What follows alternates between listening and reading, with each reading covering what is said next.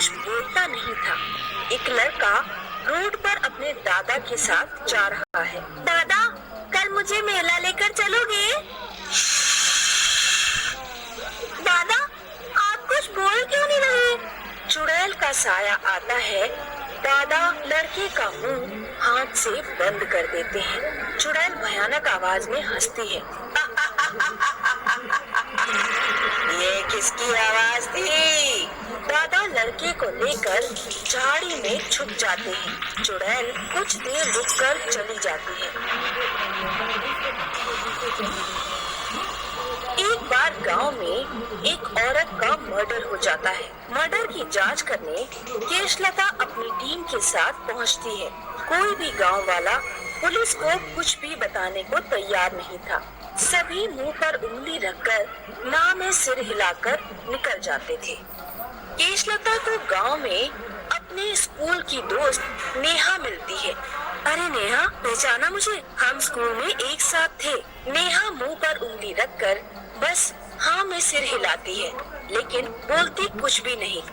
इस गांव के लोग पागल हैं क्या? कुछ बोल ही नहीं रहे। नेहा, तुम तो कुछ बोलो। नेहा पेन निकालती है और एक कागज पर लिखती है कि अभी रात है, इसीलिए मैं कुछ भी नहीं बोल सकती। मैं कल सुबह तुमसे मिलने आऊंगी। नेहा अपने घर की तरफ जा रही थी कि तभी पीछे से किसी ने उसकी चोटी पकड़ ली।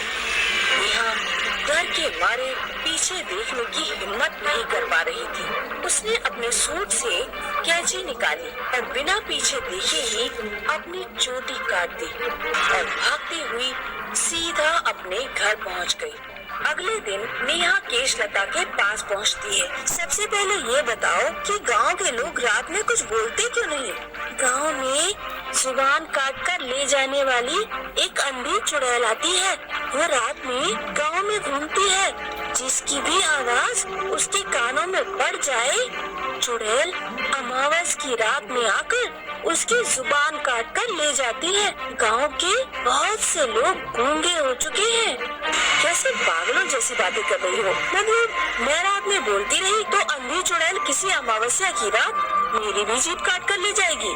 हाँ, ये देखो, कल चुड़ैल ने मेरी चोटी पकड़ ली थी। मजबूरी में मुझे चोटी काट कर ही भागना पड़ा। तुम और तुम्हारे साथियों को भी सावधान रहना होगा। अब ये बताओ, जिस औरत का मर्डर हुआ है, क्या उसका भी चुड़ैल से कोई लेना देना है? चुड़ैल उस औरत के लड़के की भी जुबान ले जा चुकी है। इस चक्कर में उसके लड़के की शादी टूट गई और वो पागल जैसा हो गया। वो औरत एक तांत्रिक के साथ मिलकर हर अमावस की रात गांव के बीचों बीच हवन किया करती थी, ताकि वो चुड़ैल को बुलाकर उससे अपने बेटे की जुबान वापस मांग सके। लेकिन फिर वो औरत एक दिन मरी हुई मिली। अब मुझे जाना होगा। सावधान रहना, आज अमावस है। केशलता मरी हुई औरत के घर जाकर उसके लड़के से बात करने की कोशिश करती है, लेकिन लड़का कुछ नहीं बोल पाता। क्या तुम उस तांत्रिक के बारे में कुछ बता सकते हो जो तुम्हारी माँ से मिला करता था?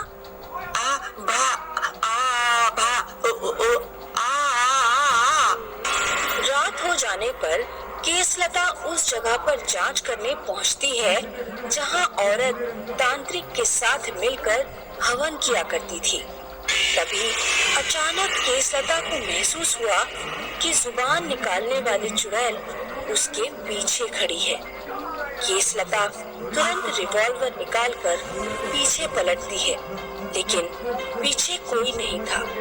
तभी चुड़ैल के हाथ केशलता की गर्दन पकड़ लेते हैं। अपनी गर्दन को छुड़ाने के प्रयास में केशलता की रिवॉल्वर छूट जाती है। चुड़ैल केशलता की जीभ काट कर ले जाती है। अमावस्या की रात थी, इसीलिए पूरा गांव सुनसान पड़ा हुआ था। केशलता को मदद के लिए कोई नहीं दिख रहा था। वो दौड़ती हुई नेहा के घर पहुंची। हे भगवान, जिसका डर था वही हुआ। केशलता तुरंत पेन से कागज पर लिखकर नेहा से कहती है कि वो उस तांत्रिक बाबा को ढूंढने में उसकी मदद करे। अगले दिन नेहा गांव के हर घर में जाकर तांत्रिक के बारे में पता करती है। एक बूढ़ा आदमी उसे बताता है कि वो तांत्रिक शमशान घाट में रहता है। नेहा और केसलता शमशान घाट पहुंचते हैं। शमशान घाट पहुंचते पहुंचते उन्हें रात हो चुकी थी। घनी अंधेरी रात में सुनसान सड़क, जिसके दोनों ओर घना जंगल है। पर केसलता और नेहा शमशान घाट की तरफ बढ़ रहे थे। अंधी चुड़ैल उनके कदमों की आवाज सुनकर सड़क पर आ जाती है। नेहा अपने मुंह पर उंगली रखकर केसलता को इशारा करती है कि हमें बिल्कुल भी आवाज नहीं करनी है। दोनों अपने पैरों से जूते निकाल देते हैं और नंगे पैर ही शमशान घाट की तरफ बढ़ते हैं ताकि आवाज ना हो। दोनों को तांत्रिक मिल जाता है। वो आग के पास बैठकर तपस्या कर रहा था। केसलता तांत्रिक के माथे पर रिवॉल्वर रख देती है। ये पुलिस वाली पूछ रही है कि तुमने उस औरत को क्यों मारा? मैंने नहीं मारा बेटी, उस औरत को चुड़ैल ने मारा। मैं इस गांव को चुड़ैल से मुक्त करने के लिए तपस्या कर रहा हूँ। चुड़ैल क्या चाहती है? चुड़ैल शांति चाहती है। उसे किसी का बोलना पसंद नहीं। अगर किसी इंसान की आवाज उसके कान में पहुंच जाती है तो वो हमेशा के लिए उसकी जुबान छीन लेती है। अब तुम दोनों यहाँ से जाओ या कहीं जाकर छुप जाओ। मैं अपनी शक्तियों से उस चुड़ैल से लड़कर उस चुड़ैल को गांव से हमेशा के लिए भगा दूंगा। नेहा और केसलता एक पेड़ के पीछे छिप जाते हैं। थोड़ी देर बाद चुड़ैल आती है। नेहा और केसलता देखते हैं कि तांत्रिक गुस्से में चुड़ैल से कुछ कह रहा है, लेकिन दूरी ज्यादा होने के कारण वे दोनों कुछ सुन नहीं पा रही थी। वे दोनों पास जाकर तांत्रिक और चुड़ैल की बातें सुनने की कोशिश करती हैं। तू इस गांव से चली जा। नहीं, मैं नहीं जाऊंगी। मैं पूरी दुनिया को गूंगा बनाऊंगी। मुझे शांति चाहिए। मैं अपने गले में पड़ा ताबीज नष्ट कर दूंगा। तू ऐसा नहीं कर सकता, क्योंकि यदि ताबीज नष्ट हुआ तो मेरे साथ तू भी मर जाएगा।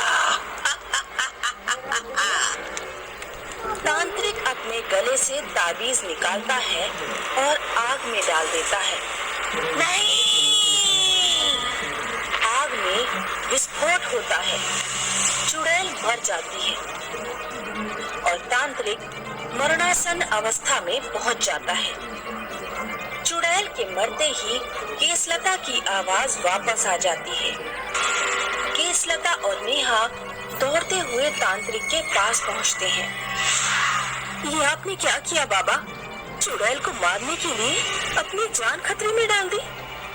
अच्छे काम में अपनी जान भी जाए तो हर्ज नहीं।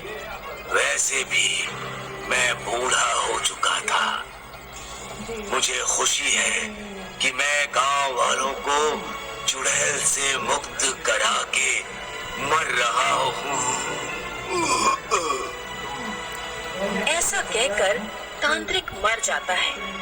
नेहा और केसलता चुड़ैल के मरने की खुशखबरी जाकर गांव वालों को देते हैं। उस दिन के बाद गांव वाले रात में भी बातचीत करना शुरू कर देते हैं।